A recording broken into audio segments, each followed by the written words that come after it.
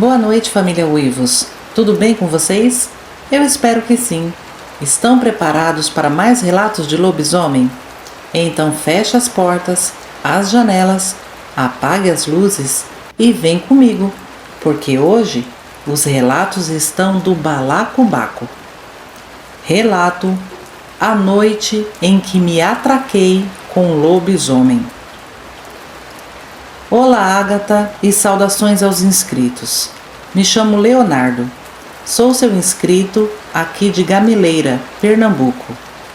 Bom, eu cresci ouvindo meus pais contando sobre um lobisomem que rondava a região onde morávamos e que ele apareceu aqui em casa no dia do meu nascimento. Isso há 27 anos. Para te dizer a verdade, Ágata, eu não acredito muito não. Mas a história é tão boa que merece ser contada. Meu pai se chama Ernesto. Seu apelido nos botecos daqui é Netão. Minha mãe se chama Laudiceia. Ela conta que nunca passou tanto medo e raiva como no dia em que eu nasci. Toda vez que meu pai conta esse caso, o povo ri e muitos não acreditam. Mas seu Tonho e seu Josafá confirmam os fatos. Para ficar interessante, passarei a contar como se fosse o meu próprio pai. Noite, povo, me chamo Netão. Vou contar o que se passou comigo. E não é invenção de cabra bêbado, não. Quem quiser duvidar, que duvide, mas aconteceu de verdade. Foi na madrugada de 13 de julho de 1998.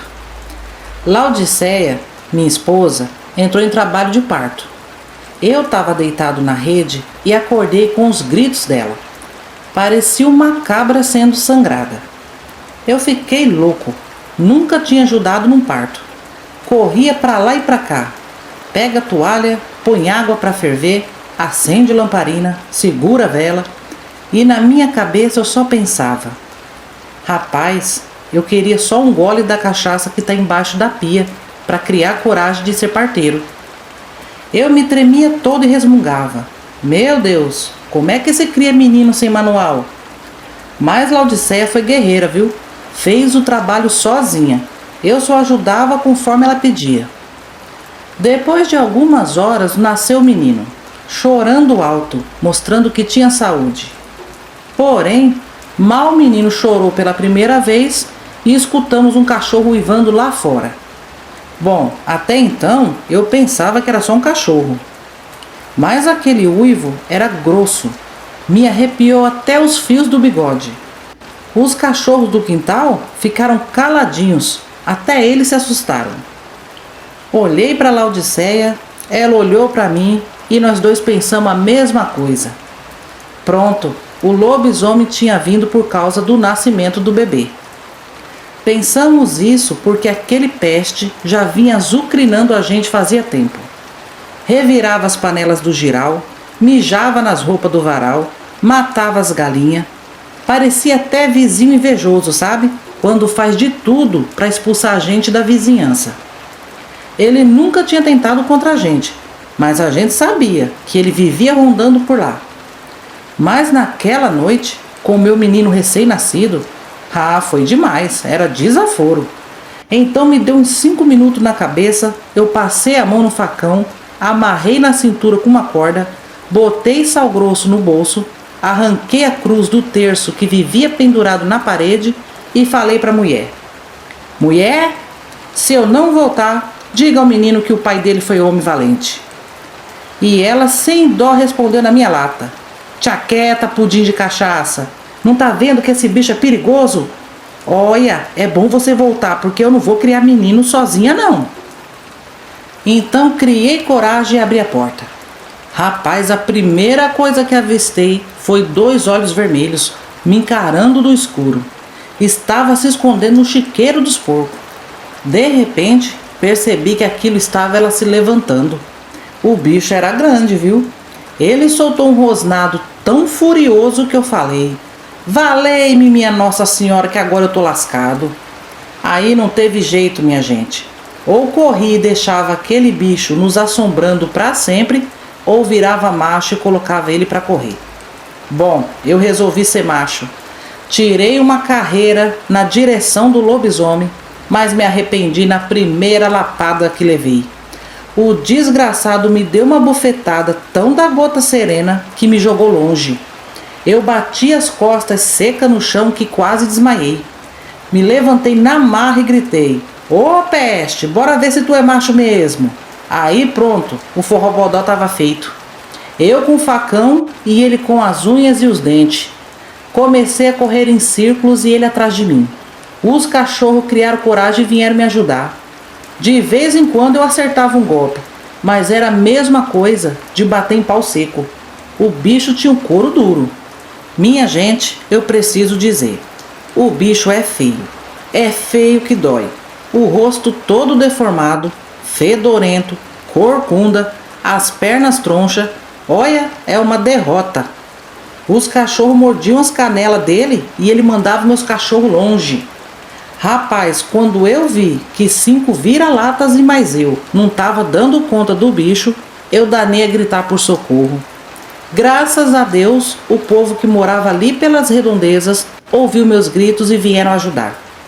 O primeiro que chegou foi seu Tonho, que veio com uma espingarda de soca-soca. Mas quando ele viu do que se tratava, tremeu na base. Errou o tiro e matou foi meu galo. Seu Josafá veio com um pedaço de ripa, coitado. O lobisomem tomou a ripa e lhe deu uma lapada tão triste nas costas que o véio envergou para frente. E foi nessa distração do bicho que eu consegui enfiar o facão no braço dele. Ele deu um grito tão alto que quase surdou todo mundo. Aí eu pensei que o peste ia correr, mas que nada. Ele avançou foi em cima de mim. Me deu 2 lapadas na cara e quando eu caí no chão, ele veio para cima e lenhou minhas pernas e meus braços. Seu Tonho deu outro tiro. Aí sim ele saiu correndo pro mato. Rapaz, eu nem levantava mais. Os amigos que me levantaram nos braços e me carregaram para casa. Eu todo arranhado, com a cara vermelha, inchada, mas ainda assim eu gritei no meu terreiro: "Se esse bicho voltar, eu vou estar esperando." Mas por dentro eu pensava: mas da próxima vez com 2 garrafas de pinga, que é pra coragem vir dobrada. De repente a Laodiceia gritou lá de casa: "Volta já, homem, que esse bicho tá escondido, vai acabar com você." E foi assim, minha gente, que acabou a minha noite, fazendo um parto, lutando com o lobisomem e trocando fralda de menino. Mas até hoje esse lobisomem não apareceu mais. Quem era, eu não sei. Só sei que ele já estava bem acostumado a comer as galinhas e colocar terror no povo. Quando eu me lembro da surra que levei daquele filho de uma égua, me dá uma raiva tão da gota serena. Bom, Ágata, essa é a história que meu pai conta. Minha mãe e os 2 amigos que o ajudaram confirmam os fatos. Inclusive seu Josafá. Diz que anda torto por causa da ripada que o lobisomem deu na coluna dele. Deixo a critério de vocês acreditar ou não. Muito obrigado e um forte abraço a todos. Relato: lobisomem ataca casal em Pedra Bela, São Paulo. Boa noite a todos do canal. Meu nome é Andrei. Tenho um relato real que vivi com minha namorada Eduarda. Aconteceu em novembro de 2023. Nunca mais acampei depois daquela noite em Pedra Bela. E se me oferecerem dinheiro, não volto lá nem amarrado. Bom, eu e minha namorada tivemos a brilhante ideia de acampar em Pedra Bela. Quem conhece a região sabe que há lugares maravilhosos nessa cidadezinha, cercada por matas e eucaliptos no interior de São Paulo. Queríamos sossego, romantismo, aquele clichê de namorar olhando as estrelas. Chegamos lá por volta das 17 horas. Primeiro montamos a barraca, depois fizemos uma fogueirinha. Tudo parecia perfeito e bonito até demais. Mas logo escureceu e o silêncio medonho veio junto. Não tinha grilos, não tinha corujas, era como se tudo ali tivesse parado de respirar. Certa hora, Eduarda, agarrada no meu braço, me falou: "Amor, tá tão estranho, não tá?" Eu tentei rir para disfarçar, mas eu estava com medo também. Já acampei muitas vezes em outros lugares. Realmente, aquele silêncio não estava normal. Mas ficamos ali, comendo umas besteiras que levamos e conversando, e as horas foram passando. Foi aí que, do nada, bem de repente mesmo, um grito terrível ecoou no meio da mata. Meu Deus, Agatha, te juro que não parece com nada que você já tenha ouvido. É muito diferente de tudo. Na hora já dá para perceber que não é boa coisa. Me deu um arrepio tão grande que subiu pela espinha. A Eduarda chegou a estremecer de susto.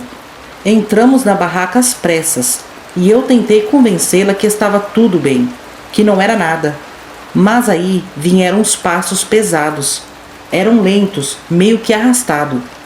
Ficamos paralisados de medo. Uma sombra enorme foi se aproximando da nossa barraca. Minha namorada ficou com tanto medo que chegou a urinar na roupa. Agatha, a sombra era muito grande e começou a andar em volta da barraca. Um cheiro forte de podre subiu no ar. Eu não sabia o que fazer. Às vezes a sombra parava, depois voltava a andar. Arfava e rosnava baixo, como se estivesse cansado.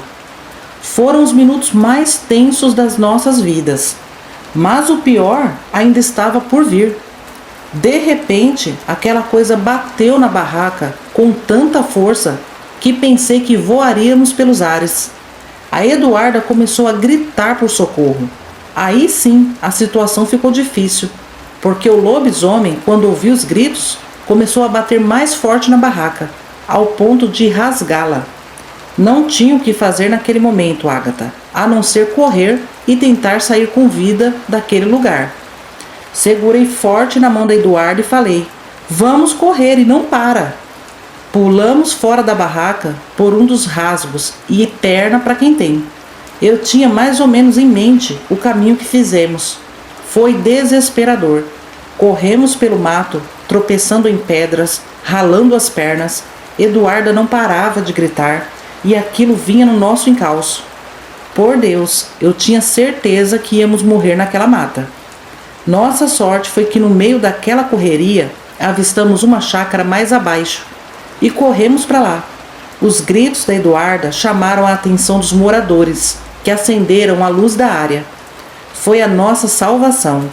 Um senhor de idade apareceu na porta da casa com uma arma e deu 2 tiros para cima. Pulamos a porteira, que era relativamente baixa, e caímos para dentro da chácara. O senhor nos chamava com as mãos. Então corremos até ele e aí sim pudemos olhar para trás.